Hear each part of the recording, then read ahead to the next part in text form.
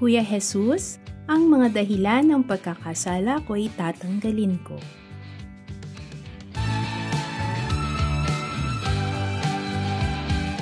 Ang mabuting balita ng Panginoon ayon kay San Marcos. Noong panahong iyon, sinabi kay Jesus ni Juan, "Guro, nakakita po kami ng isang taong nagpapalayas ng mga demonyo sa pamamagitan ng pangalan mo at pinagbawalan namin sapagkat hindi natin siya kasamahan."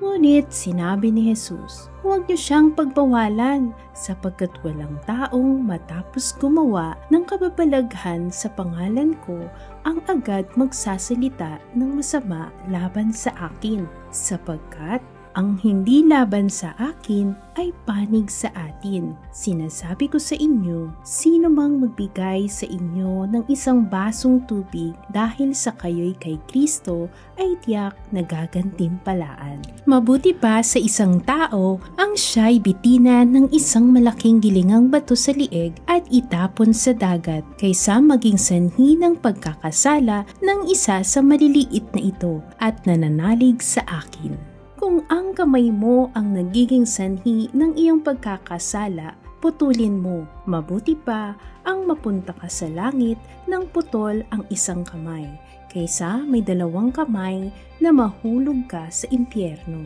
sa apoy na hindi mamamatay.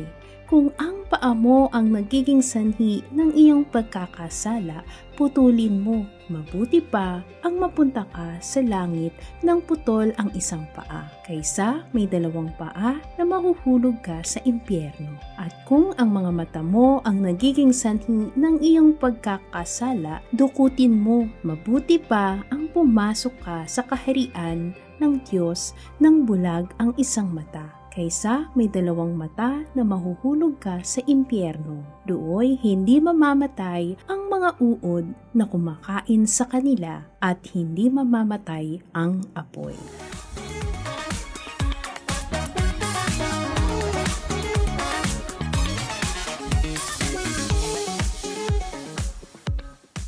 Mga bata, sa Ebanghelyong narinig natin ang sinabi ni Kuya Jesus, kung ang mga kamay at paa mo ang nagiging sanhi ng iyong pagkakasala, putulin mo. At kung ang mga mata mo ang nagiging sanhi ng iyong pagkakasala, dukutin mo. Mabuti pa ang mapunta ka sa langit nang wala ang mga ito, kaysa may dalawang kamay, paa, at mata na mahuhulog ka sa impyerno. Hindi literal na pagputol ng bahagi ng katawan ang tinutukoy ni Kuya Jesus, mga bata, kundi ang pagputol ng mga sanhi ng ating pagkakasala. Paano ba tayo nagkakasala? Nagsisimula ito sa ating mga pandama o senses, sa ating mga hindi magagandang nakikita o tinitignan, sa ating naririnig, sa ating mga iniisip, pinapapasok sa puso at ginagawa. Kaya nga, mabuti pang wala na lamang ang kamay, paa, tainga o mata kung ito ang nagiging dahilan ng ating pagkakasala, sapagkat ang pagkakasala ang nagpapahiwalay sa atin sa pag-ibig ng Diyos. Ayon sa Katesismo ng Iglesia Katolika,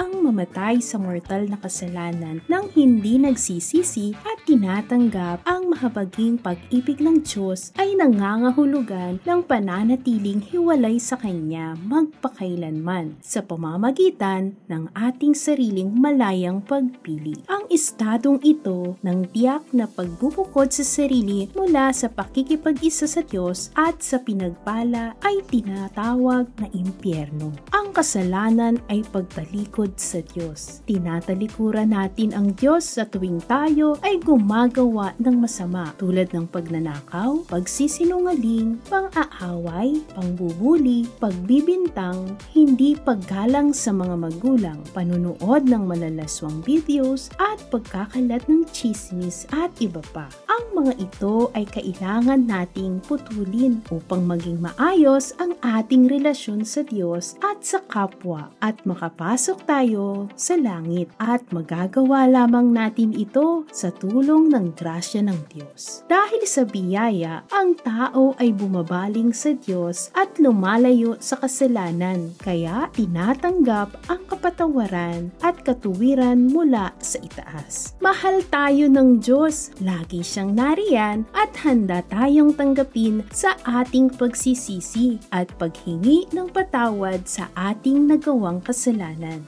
Lagi tayong magdasal at lumapit sa Kanya.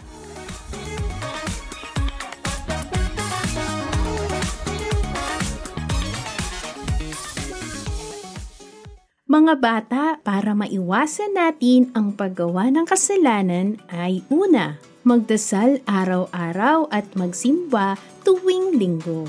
Ang regular na panalangin ay makakatulong sa atin na maging malapit sa Diyos at humingi ng gabay sa araw-araw na buhay.